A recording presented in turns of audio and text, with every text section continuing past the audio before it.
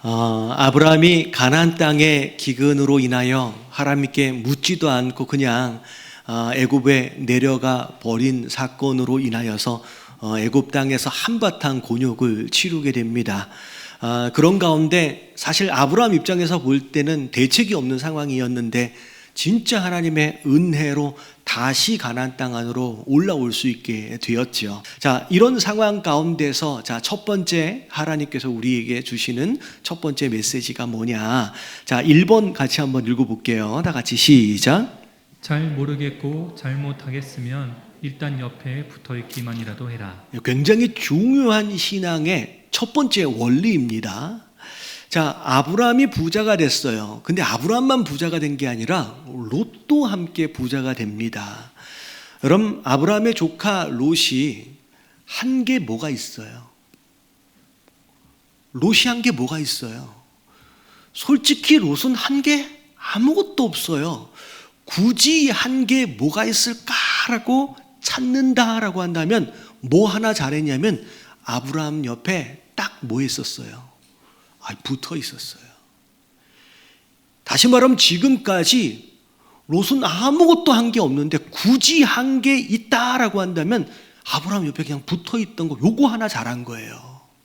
자, 롯의 이야기가 어디서부터 시작이 되어지냐? 우르에서부터 시작이 돼요. 우르 땅에서 할아버지랑 같이 살았고요. 그리고 큰아버지 다 같이 살았어요. 근데 자기 아버지가 일찍 돌아가십니다. 그러다 보니 가장이 없다 보니 어쩔 수 없이 할아버지에 붙어 살 수밖에 없었어요. 의지하고 살 수밖에 없었어요. 근데 갑자기 그 할아버지 데라가 우르 땅을 떠나겠다는 거예요. 하란 땅을 가겠다라고. 근데 사실 아버지가 없으니까 이 롯은 어쩔 수 없이 우르 땅을 떠나게 됩니다. 자기가 결정한 게 아니에요.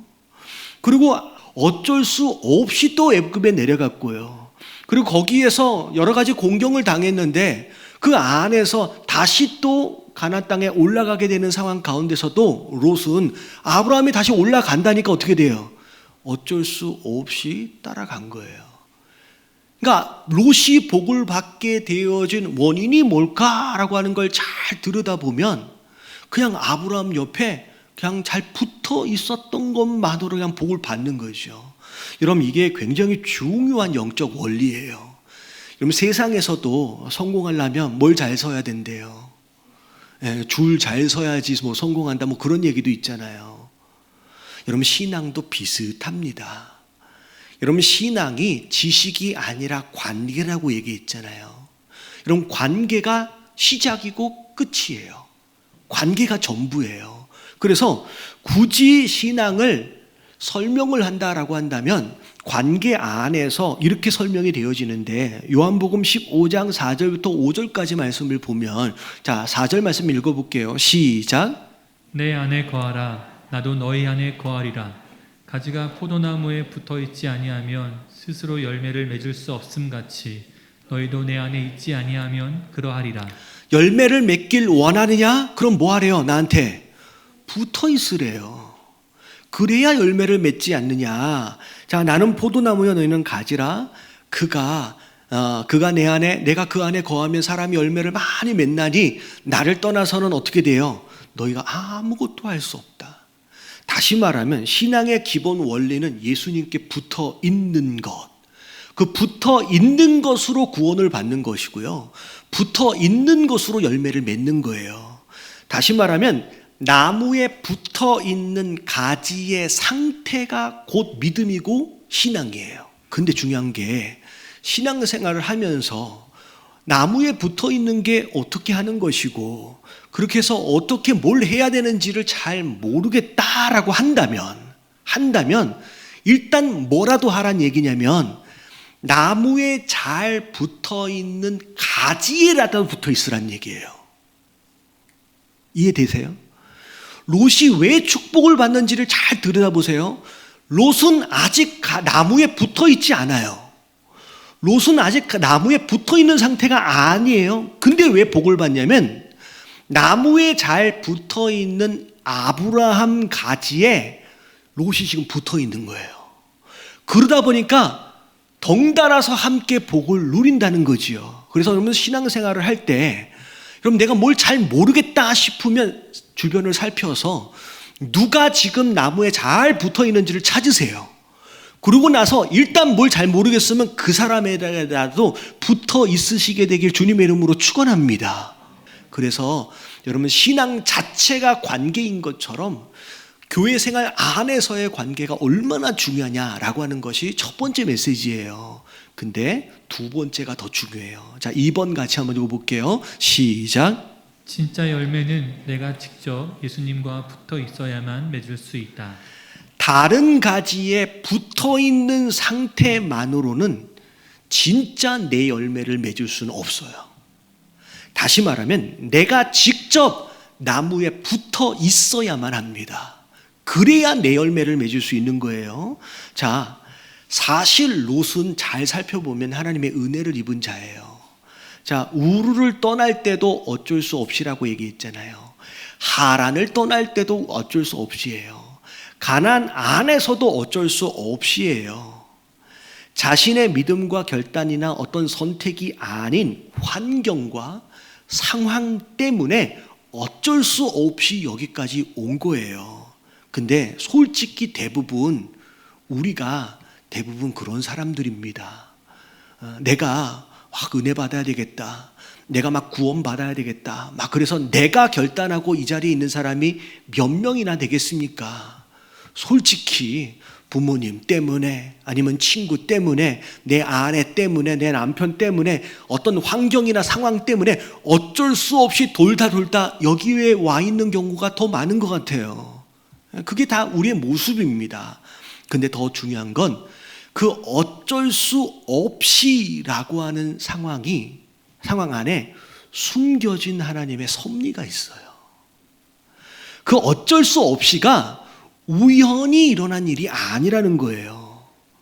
여러분 잘 보면 여러분 하나님께서 롯에게 어쩔 수 없이라고 하는 상황과 환경, 그 아브라함을 통해서 롯과 직접 관계를 맺을 수 있도록의 기회를 계속 주고 계시는 거예요.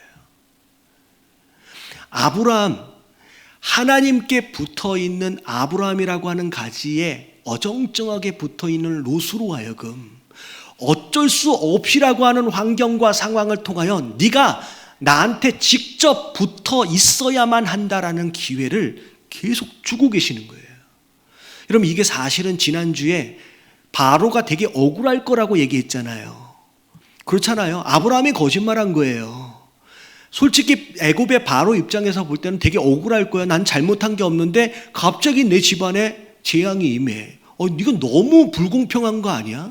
아브라함만 막 챙기시는 모습을 보면서 여러분 사실은 이 또한 바로에게 허락하신 하나님 기회예요. 여러분 바로는 하나님 모르는 자잖아요. 아브라함을 통해서 하나님의 계심을 깨닫는 거예요. 재앙을 다당하는 것으로 인하여 지금 당장은 괴로워도 어떻게 보면 신의 아들로서 군림하고 있는 자기를 한 번에 재앙을 줄 수 있는 신이 있구나라고 하는 것을 바로가 언제 경험해요? 이 사건을 통하여 경험하는 거예요. 바로에게 주시는 하나님의 기회입니다. 오늘도 마찬가지예요. 자, 부자가 됐어요. 목자들끼리 서로 싸워요. 그런 가운데 아브라함은 싸우는 걸 싫어합니다. 평화주의자예요. 그래서 우리가 같이 있으니까 어쩔 수 없이 싸우니까 뭐라고 그래요? 8절부터 9절까지를 보면 아브라함이 자, 네가 갈 길을 가라. 이제 네가 떠나라 라고 나를 떠나라고 얘기를 합니다. 자, 이 순간 이 아브라함의 말은 너무나도 중요한 거예요. 그동안 아브라함 옆에 붙어 있는 가운데 적당히 살아왔지만 하나님이 아브라함의 입술을 통하여 뭐라고 말씀하시는 거냐면 이젠 누군가 다른 가지에 붙어 있는 상태가 아닌 네가 나에게 딱 붙어서 네 스스로 신앙을 홀로 서기를 할 때가 왔다는 거예요. 롯, 네가 나한테 직접 붙어야 할 기회가 왔다는 거예요. 그게 아브라함이 얘기하는 나를 떠나란 얘기예요. 네가 스스로 홀로 서기를 해서 네가 하나님과의 관계 맺음 안으로 들어가란 얘기예요. 지금 오늘 그게 롯에게 허락하신 기회였는데 여러분 롯이 어떻게 했어요? 오늘 말씀을 보니까 눈을 들어 요단 지역을 바라본즉 이제 하나님과의 관계 맺음으로 자기 신앙을 시작해야 하는데 눈을 들어 물이 어디 있을까? 어디가 더 살기 좋을까? 라고 하는 것을 바라보는 그 상황 가운데서 어떻게 돼요? 점점점 하나님과 멀어지는 것을 선택해 갑니다.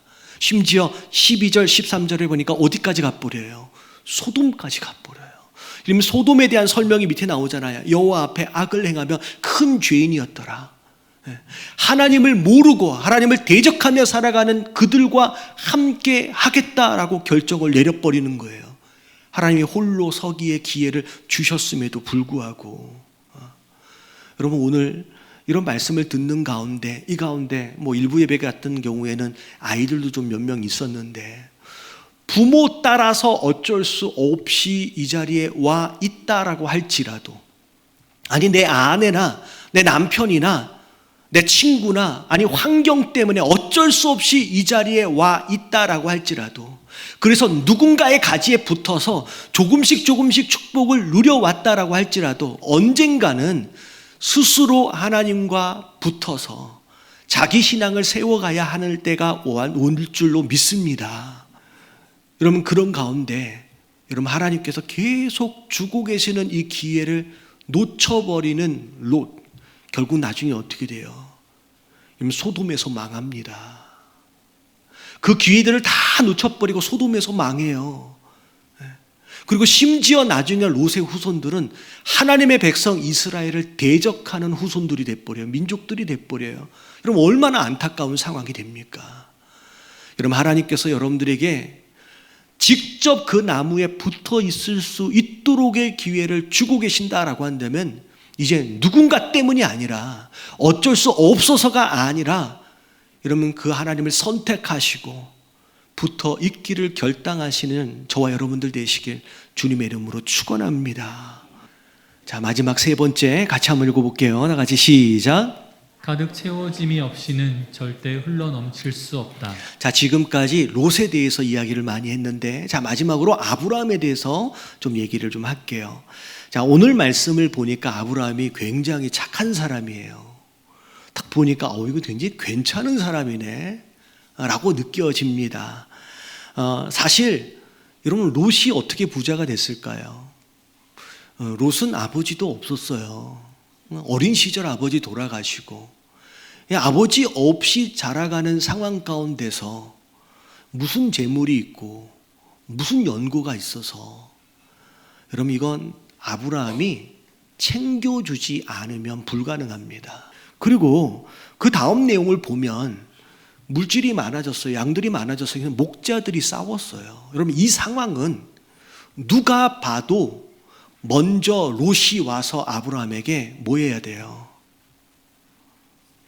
여러분 사람이면 양심이 좀 있으면 사과해야죠. 아브라함 큰아버지 죄송합니다. 우리 목자를 내가 잘못 가르쳐서. 여러분 같은 목자가 아니에요. 따라와서 부자가 됐어요. 은혜를 입은 자로서 아브라함에게 사과하는 게 맞는 거예요. 죄송합니다. 제가 미안합니다. 이게 맞는 거지요. 근데 그렇기는커녕 오히려 아브라함이 뭐라 그래요? 네가 같이 있기는 힘드니까 네가 갈 길을 가라. 네가 선택하라 라고 얘기하면 조카로서 뭐라 그래야 돼요? 큰아버지 제가 어떻게 선택을 합니까? 아니 큰아버지가 먼저 선택하셔야지요 라고 해야 되는데 이 뭐 없는 놈이라고 네 가지 없다 그러잖아요. 지가 고개를 들어가지고 어디가 좋을까라고 자기가 선택을 해요. 여러분 이건 도덕도 없고 윤리도 없고요. 네 가지도 없고요. 아무것도 없는 애예요.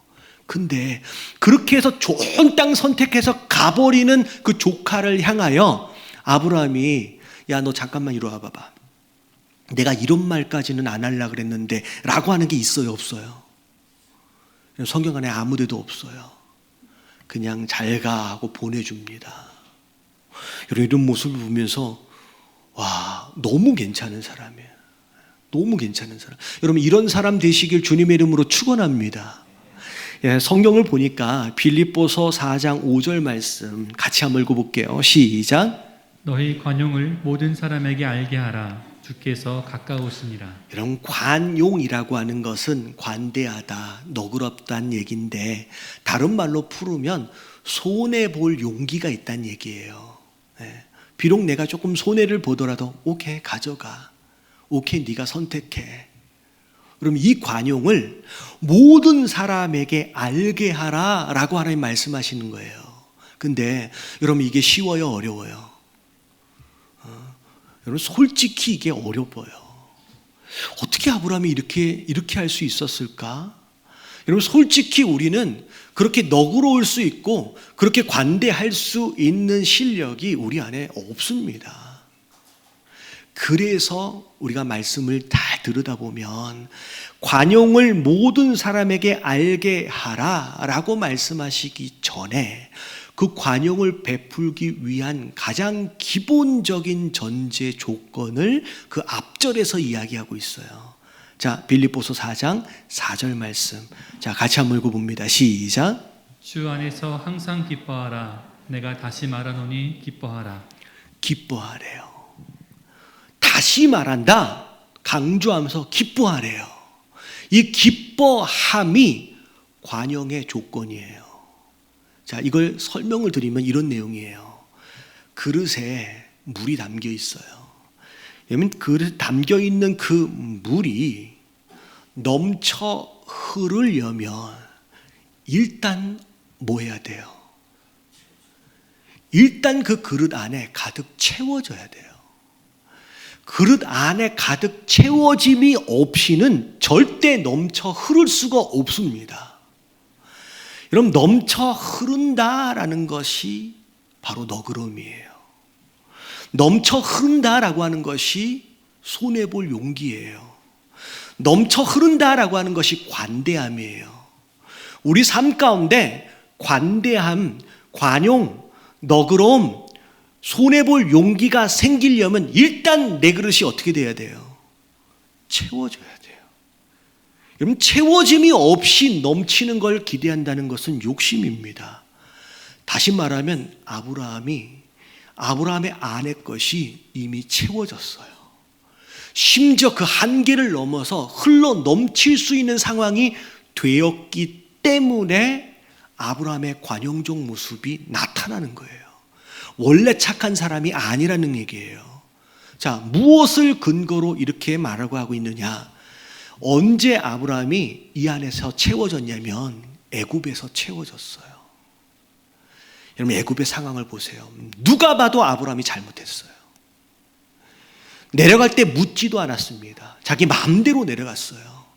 심지어 내려갈 때 자기가 거짓말한 것으로 인하여 자기가 공경에 처했습니다. 바로가 잘못한 게 아닌데도 불구하고 지난주 팔이 안으로 굽는다고 오히려 바로의 집안에 재앙을 내리시고 오히려 아브라함은요 그냥 끌어안아 주셨어요. 그리고 그 말도 안 되는 상황 가운데서 오히려 부자가 돼서 가나안 땅으로 돌아올 수 있도록 허락하셨어요. 여러분, 이 애굽의 상황 가운데서 아브라함이 뭘 느꼈을 것 같아요? 내가 잘못해도, 내가 넘어져도 하나님은 누구 편이에요? 하나님은 무조건 내 편인 거예요. 애굽에서 아브라함이 느낀 게 바로 그거예요. 내가 잘못했음에도 불구하고 하나님은 무조건 내 편 되어주셔서 나를 끌어안아 주시는 거예요.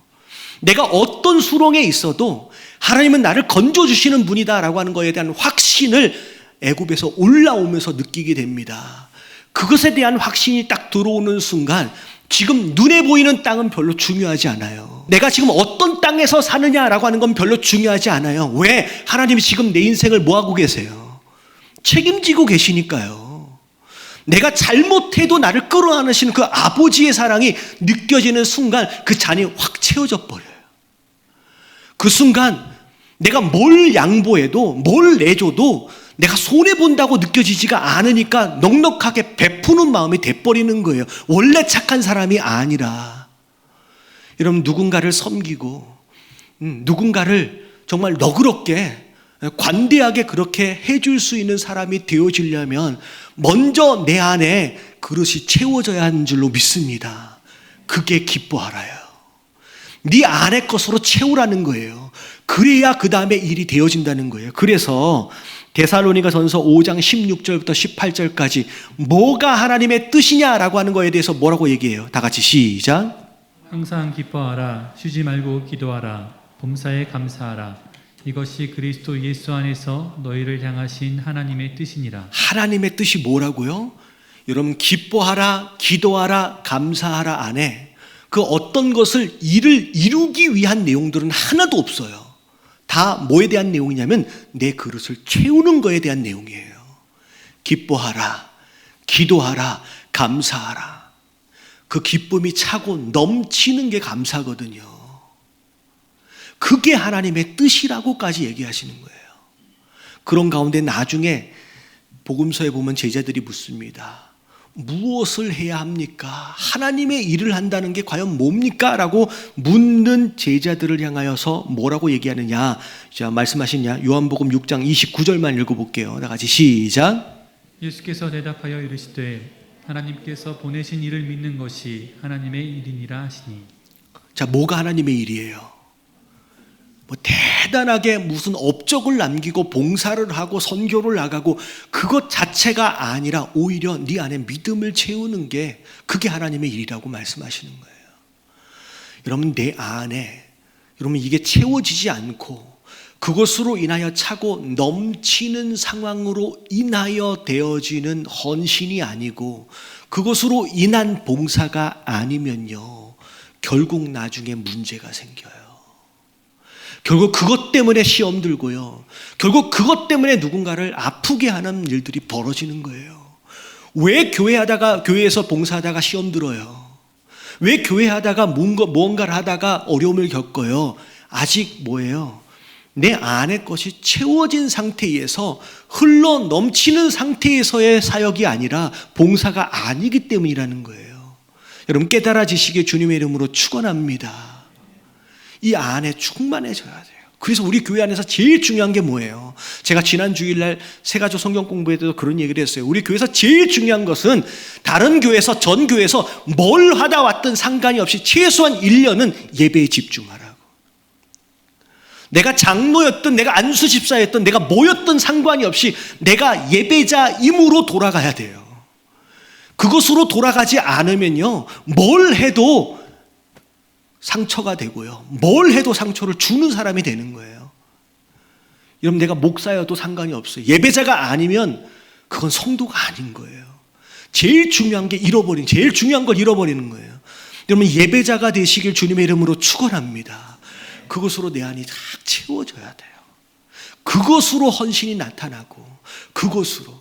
그래서 관용은 내 안에 하나님의 것으로 기쁨으로 감사함으로 채워져서 흘러차고 넘치는 것에 대한 증거가 곧 관용이 되는 거예요. 여러분, 그런 삶을 사시게 되길 주님의 이름으로 축원합니다. 자, 이런 얘기를 하니까 오해하시는 분들이 계신데, 그러면 아직도 채워지기 한참 멀었는데 그러면 다 그만둬야 되겠네. 그런 생각하시는 분 계시죠? 여러분, 봉사를요, 헌신을 해보지 않으면 내가 얼마나 비어있는지를 알 길이 없어요. 여러분, 해보니까 내 안에 비어있네. 여러분, 헌신을 해본 자만이 내가 얼마나 비어있는지를 깨닫게 됩니다. 그리고 봉사의 일을 하는 과정을 통하여 내 안의 것을 더 채워야 되겠다라고 하는 동기가 부여가 돼요. 그래서 봉사를 하는 거예요. 끝까지 봉사를 해가는 과정을 통하여서 내 비어있는 것들을 확인하시고 채워가는 노력들을 하시는 저와 여러분들 되시길 주님의 이름으로 축원합니다.